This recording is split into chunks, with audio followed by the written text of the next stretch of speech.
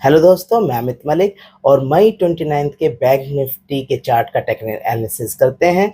इसमें पहले तो हम अपनी ओपनिंग कैंडल स्ट्रेटजी ने आज कितने अच्छे पॉइंट दिए हैं उन पे बात करते हैं और इसी से हमें एक आइडिया होगा कि कल बैंक निफ्टी में क्या पॉसिबिलिटीज़ हैं, क्या हमारे की पॉइंट्स होंगे। तो हमारी जो आज पहली कैंडल बनी हमारी स्ट्रेटजी में, हम इसके हाई लो को देखते हैं और देखते हैं क्या वो सपोर्ट और रेजिस्टेंस बना रहे हैं। तो ये इसका पहली कैंडल का आपका हाई और ये आपका लो यहाँ पे था। अब इस कैंडल को देखने से पहले जरूरी है कि हम पिछले 2 दिनों के की पॉइंट्स पे ध्यान दें कि क्या रहे। जैसे अब आप इससे पहला आप चार्ट देखिए, ये है मई 28 का चार्ट, इस पे हमने कल वीडियो बनाया था। इसमें आप की पॉइंट्स देखिए, एक ये 49,500, यहाँ से इसने बहुत अच्छा रेजिस्टेंस लिया और एक यहाँ पे 49,380 और फिर इस जगह आके तो 49,300 पे तो एक बेहतरीन रेजिस्टेंस देके कल इसने पूरा कन्विक्शन दिया हुआ था कि ये नीचे की तरफ जाएगा। तो कल की कैंडल में तो पूरे रेजिस्टेंस हमें मिला हुआ था, हर जगह पूरी बेरिश जोन था ये। अब इससे पहले दिन के चार्ट देखते हैं, यह है 27 मई का चार्ट। इसने शुरुआत में तो बहुत अच्छा ट्रेंड दिया मगर बाद में इसने कितने अच्छे से रेजिस्टेंस बनाए। एक ये देखिए आप और ये देखिए आप, ये इसने बहुत अच्छा रेजिस्टेंस जोन बनाया 49,600 और 700 के बीच।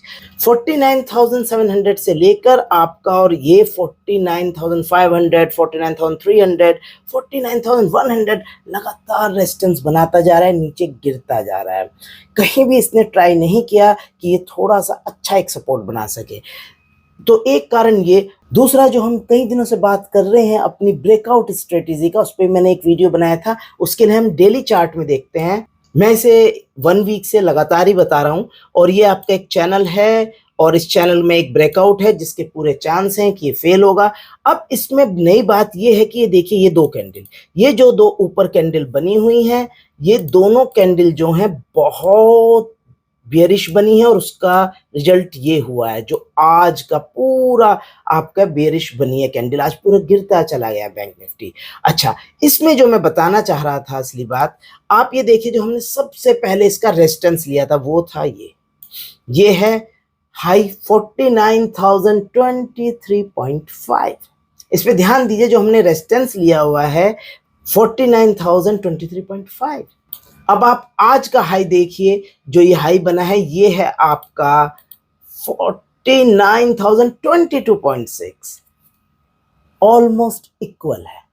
तो जैसे ही, क्योंकि हम इससे हर दिन बात कर रहे थे, जैसे ही मैंने इस रेजिस्टेंस को देखा और दो पिछले दिनों की कैंडल्स को देखा कि लगातार वो रेजिस्टेंस बनाती जा रही हैं और अपनी ब्रेकआउट स्ट्रेटजी, ये सब मिला के जब यहाँ पर आपका मार्केट थोड़ी देर के लिए यहाँ पे इसने एक जोन बनाना स्टार्ट किया कि मैं अब कुछ कर सकता हूं, तो मैंने इस लो को, वैसे हम अपनी स्ट्रेटेजी के हिसाब से भी देखेंगे कि किस तरह से हमने पॉइंट बनाए, मगर जो हमें कन्विक्शन 2 दिन का आया, मैं आपको ये बताना चाह रहा हूं जिससे आप भी इस तरह कर सकें।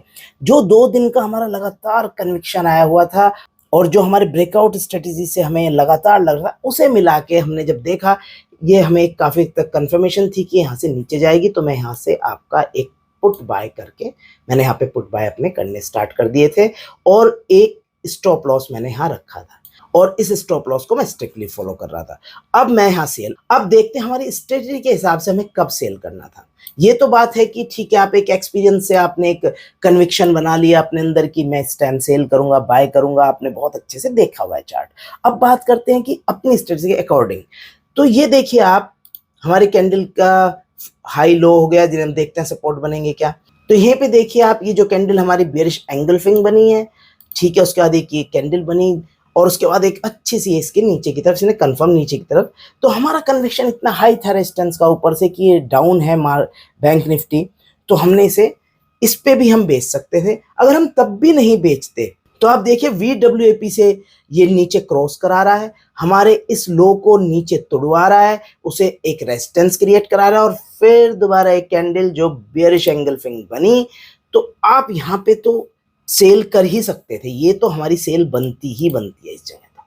अब अगर हम पिछले दिनों के सारे वीडियोस को ध्यान से देखें और अगर हम पिछले दिनों के चार्ट्स को ध्यान से देखें, उस एनालिसिस को देखें, तो हमें सेल तो यहीं पे ही बनती थी, हमारी ये सेल बनती थी, इस जगह आराम से बनती थी। उसके बाद बियरिश एंगल्फिंग में तो बनती ही बनती थी। तो इस पुट के बाद हम सोच सकते थे हमें कुछ पॉइंट्स मिलेंगे, क्योंकि पूरा यहाँ तक एक पॉइंटेड डाउन आया। अब आप देखिए बीच में मैंने कोई ऐसी कैंडलस्टिक नहीं ली जिसका कोई कंफर्मेशन ना हो, जिसके कंफर्मेशन नहीं उन्हें छोड़ दिया, सिर्फ वो चेक किए हैं जो कंफर्मेशन जिनकी हैं, अच्छी कंफर्मेशन है। अब ये देखिए हमने एक एसएमए लिया हुआ है, ये एसएमए पे भी टच कर रहा है यहाँ पे और फिर नीचे जा रहा है। और आप देखिए यहाँ पे हमने VWAP भी लिया है, तो यहाँ पे भी ये टच कर रहा है इस एरिया में दोनों, और तब ये नीचे तोड़ रहा है, तो बड़े आराम से ये यहाँ पे पुट बाय बनती थी। तो अब हमें ये पॉइंट्स मिल गए हैं, ठीक है। अब हमें इन्हें बचा के भी रखना है, इसलिए हम बिना बात एंट्री नहीं कर सकते। एग्जिट करने की हमारे पास वजह आई गई, ये बुलिश हरामी बड़े, इसकी अच्छी सी कंफर्मेशन नहीं है, मगर हमें पॉइंट्स मिल चुके हैं। और यहाँ पे आज एक्सपायरी डे है, अगर लगातार इसमें बने रहेंगे तो प्रीमियम गिरेगा, तो अच्छा है। जब हमने देखा कि ये ठीक है, इसके बाद इसमें एक आ चुकी है तो इसमें थोड़ा टाइम लगेगा, हम इसमें से एग्जिट कर जाते हैं। बाय का आज कोई मतलब ही नहीं होता, कॉल बाय करें हम, क्योंकि ऊपर से लगातार आज भी बियरिश है अभी तक का टाइम, और आपका पिछले 2 दिनों की कैंडल्स पूरी बियरिश हैं। तो इसमें एंड बाय कॉल तो बनती नहीं, मगर पुट में भी हम एग्जिट कर जाएंगे यहाँ पे। अब हमें दोबारा एक अच्छी सी यहाँ पे बुलिश एंगल्फिंग और मिली है, उसकी बहुत अच्छी कॉन्फर्मेशन, तो लगेगा कि हम इसमें एंट्री करें, मगर नहीं, इसमें एंट्री नहीं बनती। हम जितना ऊपर से बियरिश है, इसमें एंट्री का कॉल बाय करने का कोई मतलब नहीं बनता। और इसने फिर देखिए बियरिश हरामी बनी, गैप डाउन के साथ कंफर्मेशन, और दोबारा एसएमए के नीचे, एक तो VWAP के नीचे चल रहा है, फिर एसएमए के फिर नीचे आ गया। अब इस बात पे हम इस बात पर हम पुट नहीं बाय करेंगे।